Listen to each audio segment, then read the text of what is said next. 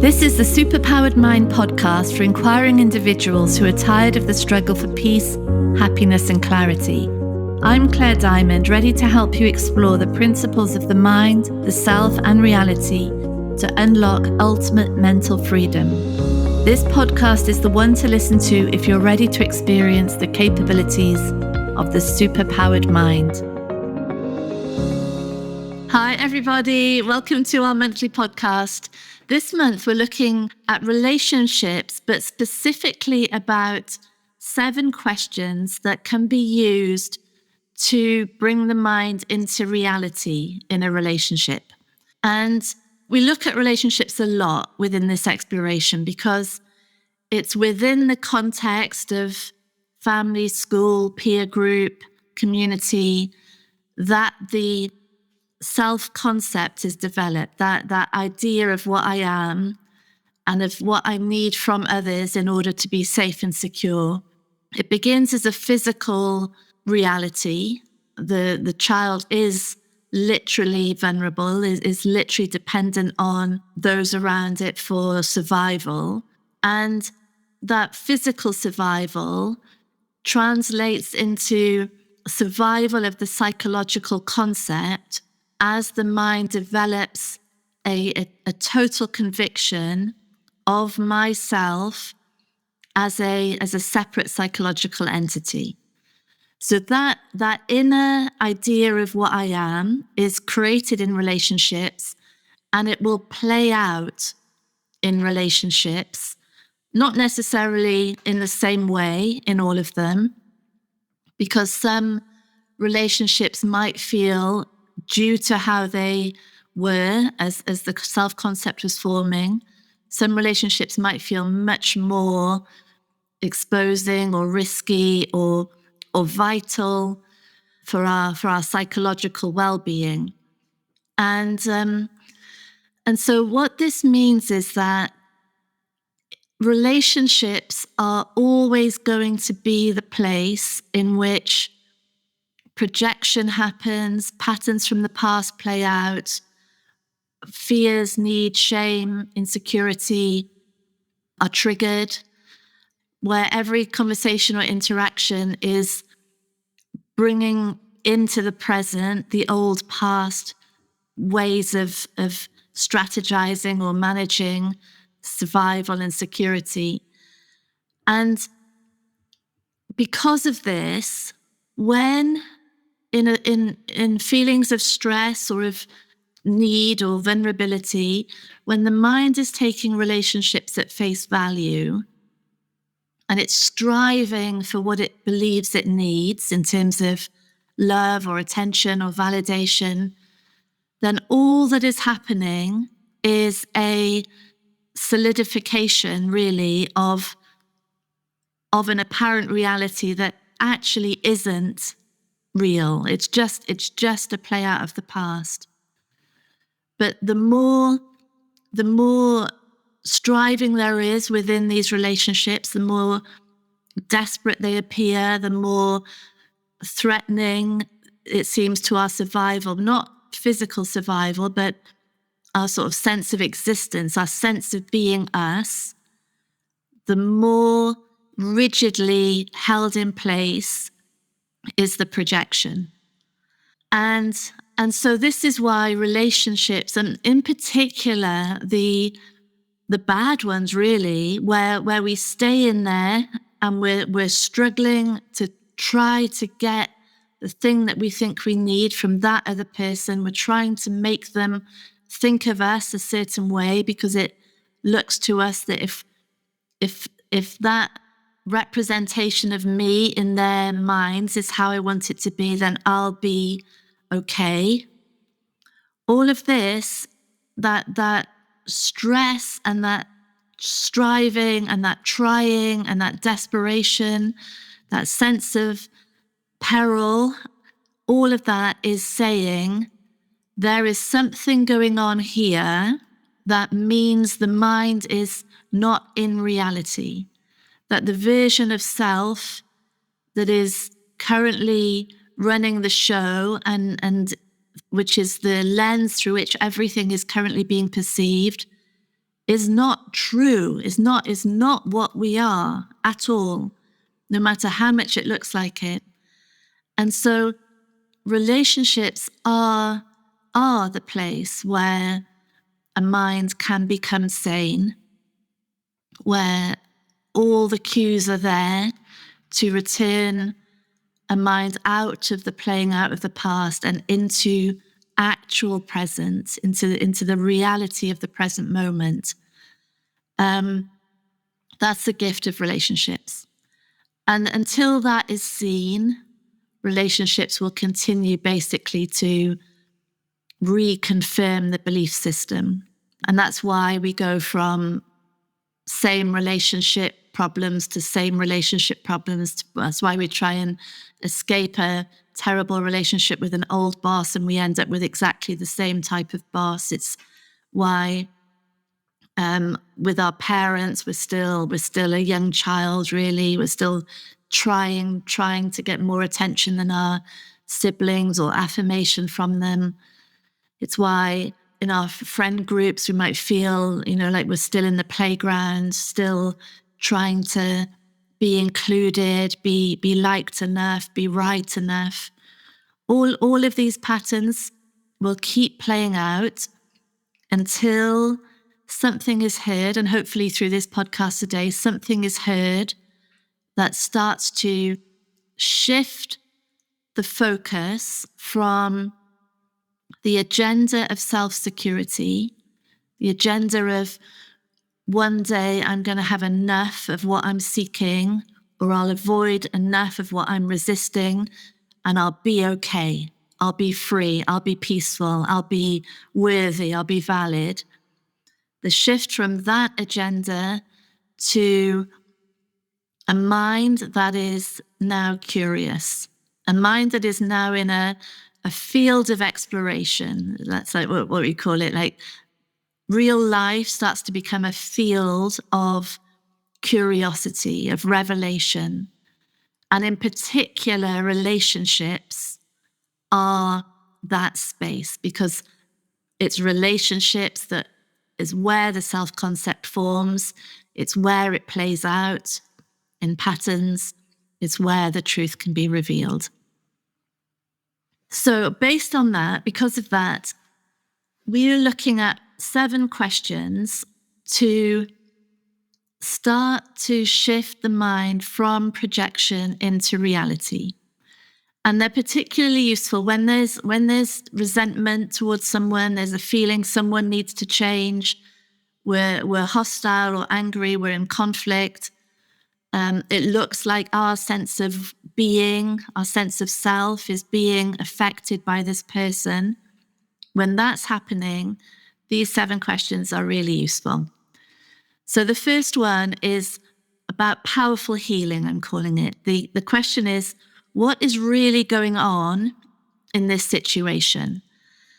And that's not an easy question to answer, because in that moment, the mind might be in such resentment. They're doing this, they always do that, they don't think of me, they're so selfish. But really that question, what is this really about? Maybe it's not really about just, who's doing the washing up, or even, my partner seems to be like having more fun with someone else at a party than me, or my boss is always giving more space to a colleague in a meeting, not me. What is it really? What's really going on? It's not really about washing up or chatting to someone or space in a meeting. When we start to look, the chances are, and if there's stress, if there's existential stress, then 100% there is something else going on. Then it will be something like, I feel that if I'm always overlooked. I feel that I'm never the important one. I feel like they're going on without me. They don't care about me. I'm feeling as though my time doesn't matter, that I'm not valued. What is the thing that relates to the self that is going on underneath that initial surface resentment? How does it relate to a a core fear that we have, or a core shame. I'm not worthy, or I'm not valid, or I'm going to be left, I'm going to be alone, I'm going to be rejected, or a need that we have. I need their attention to feel like myself. I need them to show that they care about me. I need them to hear me, or recognize that I have valid opinions. All of that, which is underneath the surface resentment, is what's really going on. So instead of it being about the thing, the issue is really about me, my sense of being, my sense of existence. So powerful to see that. And that's such a space of incipient freedom, to acknowledge that there's layers to this reality. And the way that we're going, the direction that we're starting to look now, is where a magical reality gets created, because there isn't that desperation of self that is literally creating a world of separation, a world in which that self is vulnerable. Yeah, so powerful healing is our first question. Second question is powerful honesty. Very hard question again for us to answer, especially in the midst of resentment or anger. And the question is, what is really being gained from this situation exactly as it is? So say my partner isn't helping in the house. What's really being gained, and which is really why is there a benefit for me in this exactly as it is? And it might be a benefit in terms of my identity. I get to always consider myself to be the victim. I get to always be able to keep him at a distance, always be annoyed and fed up with him, he always having to be the one who has to make things up to me. Or it might be a benefit in terms of actual practicalities. He's not doing anything around the house, but I get to not only do the things around the house in exactly the way that I want them to be done, I get to complain about it at the same time. So then there might be a benefit either for the identity or for the things that I actually want in this situation right now. Also, there might be a benefit in what doesn't have to be faced by me, for example. So for example, with the boss in the meeting, I'm not being given the floor. There might be a benefit for me in that I really don't want the floor. So I'm scared. I'm scared of having that vulnerability of being visible. And so I get to, in this situation, I get to blame it on the boss. He's always, or she's always talking over me or giving space to other people. But actually, I get to be the victim of this terrible boss, and I get to be safe in my silence. There's lots here. There's lots we can look at. The third question is the one everyone hates, really, which is about the powerful mirror. How is the person I resent the mirror of me? How is their behavior a mirror of my own behavior? And often it's exactly to them. So it might be a question of, that friend is so judgmental. They're always criticizing other people. They're always putting people down. They've always got bad stuff to say about other people.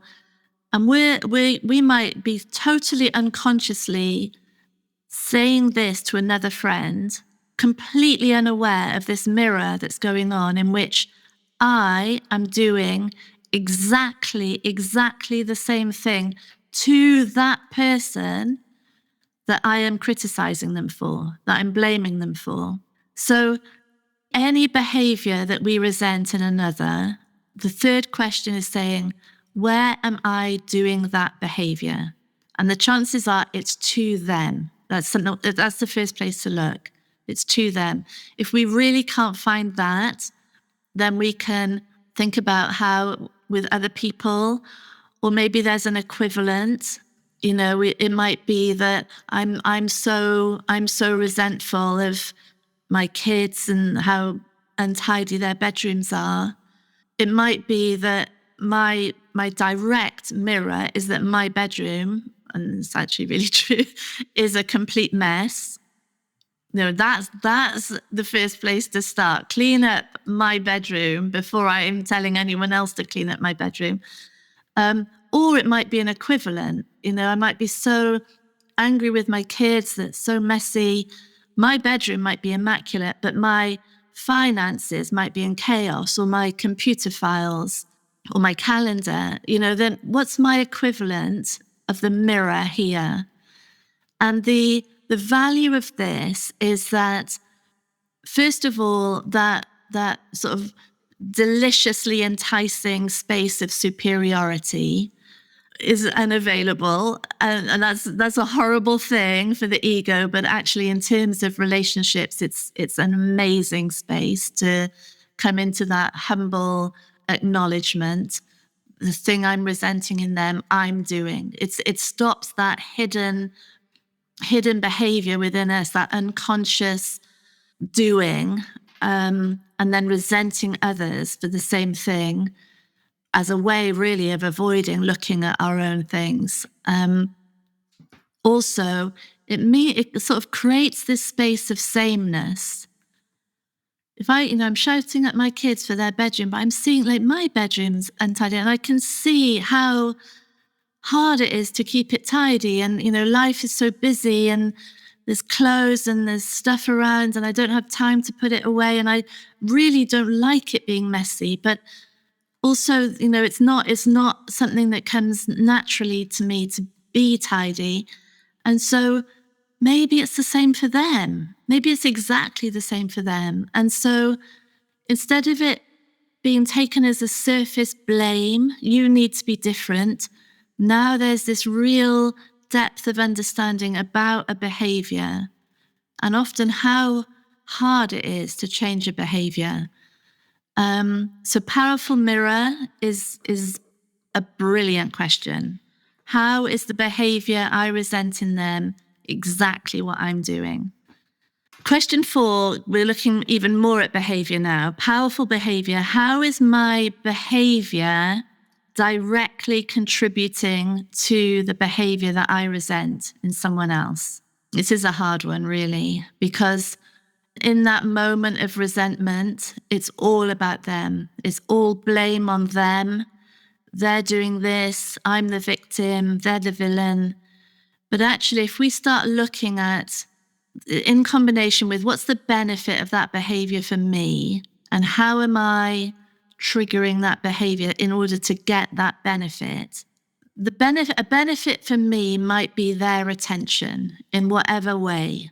And they're just there on their phone, and I'm not getting any attention from them. And it might look like my survival depends on their attention. And so I might start you're always on your phone, you're ignoring me.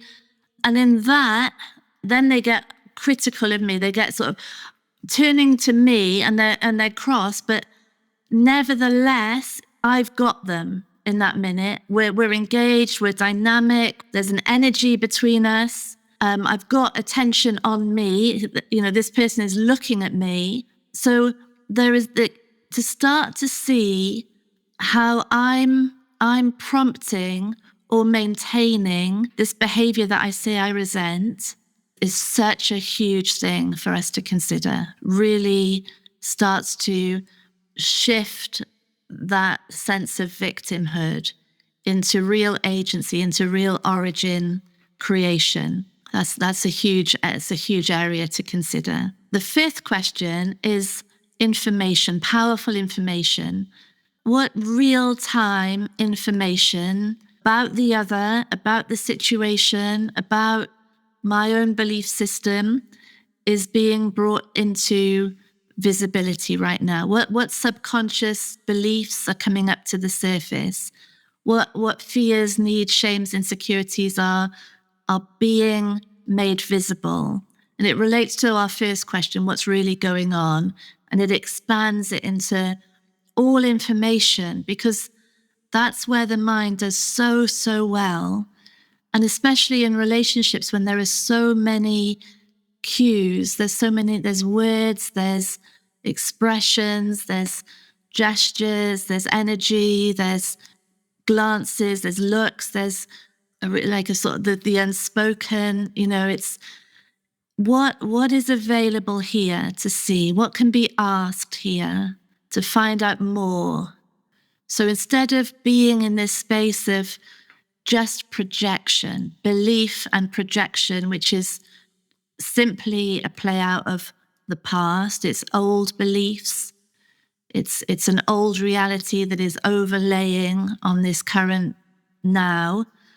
Instead of that, we're looking at what is really available, what's fresh here, what weren't we aware of before, what's new. And all of that is coming in, upgrading this whole system so that it can relate more powerfully, it can be more real, more available, more that the intelligence that we are, the infinite intelligence, the infinite consciousness can be more available through this form, that now the limits are changing, the blinkers are coming off, the lenses are clearing. What is actually true and real right now? The sixth question is really like, this is the ultimate space. It's called powerful source accountability. And it's the question of how is perception and conditioning of this body mind bringing into existence every aspect of this situation right now? How is this conditioned body mind, animated by life intelligence, the origin of the universe, of the whole world, of all of the ways all people appear right now? How can this mind recognize that? How can it settle into that truth that the whole way that person in front of me is appearing is through this combination of infinite and absolute life or consciousness, through this lens of conditioned form is leading to the creation of that person. And the more that the mind settles into that truth, the more obvious it becomes there isn't a separate self, Claire, and a separate other. Both are arising, both are being perceived through that same localization of infinite in form. And that is a space of infinite possibility. It's where the energy through perception becomes matter. We can start to see it's all energy until there's this perception that creates the matter, essentially, creates the appearance, the way, the meaning, the associations, the implications. And when that's held as two separate beings, me, self on one side, them on the other, that belief system of separation alone and the stress of it is making it clear, no, that's not what's actually going on right now. What's actually happening is a creation of an appearance, and the entirety of that appearance is made from the same conditioning, the same subconscious belief system. So essentially this question 6, is saying this perceptual form animated by the infinite life intelligence is the origin of everything. And that is a space of infinite creativity where everything is possible and where all relationships change from that space. Yeah, and then our final question, 7th question, my favorite one, is powerful asking, powerful wants. What do I really want here? We can see, hopefully, that asking that question at the front, without having done any of this exploration, I want them to F off. I want them to sort their life out. I want them to realize how important I am. I want them to think of other people. I want them to be kinder to me. From separation, from the protection of this self, from a total conviction that reality is exactly how it's appearing, that question, what do I want, is really a series of unachievable wants that relate to the agenda of securing the self. But through these questions, we're starting to see there really isn't that self to secure in the way it appears. There is only this localization between intelligence and form, creating this world. And within that creation, what's wanted? What do I want here? That won't relate anymore to securing this sense of being me, because the me can't be secured. It's just infinite absolute already. What's wanted in this world of form? And it might be, I want you to do the dishes. I want some space to talk in this meeting. I want to go out for a party and connect, feel like connected with you. And those wants can be asked in a way that is so sane and so real and so specific, because we really, it's not ever in this conversation are we saying we don't have boundaries, we don't have needs, we don't have asks or desires. No, we do. And they're great to have. And through them, other people change because they hear from us really specifically and they see in us what we're doing, how we're role modeling. We see in us that one is really, has real integrity in it. It's really something that we want. It's not just a means in order to push you away, to make you bad. I do want help here. I do want some space to speak. And I want to talk about this, like it's specific. It's about the thing. It's not about protecting an illusion of a separate self. It's about the thing now. And that's where the voice starts to become really powerful, and where all relationships, the behavior within them really can change. It's where the relationships themselves genuinely become a space of infinite possibility. And I've got no doubt that is the whole purpose of this exploration. The love that we are, the infinite, absolute love that we are, the unconditional love that we are, seeing itself in a relationship. And often in these relationships that were so hard, that were so vulnerable and so needy and so psychologically unsafe, can become just an expression of unconditional love, genuinely. And that's really the gift of this exploration. For me, that's what it's all about. That's the real completion of the circle. So thank you, everyone. Lots of love. Bye. Thank you for listening to Superpowered Mind with me, Claire Diamond. If you want extra support in the exploration of your mind, download our exclusive subliminal recording, especially for podcast listeners, on bit.ly/podcast subliminal.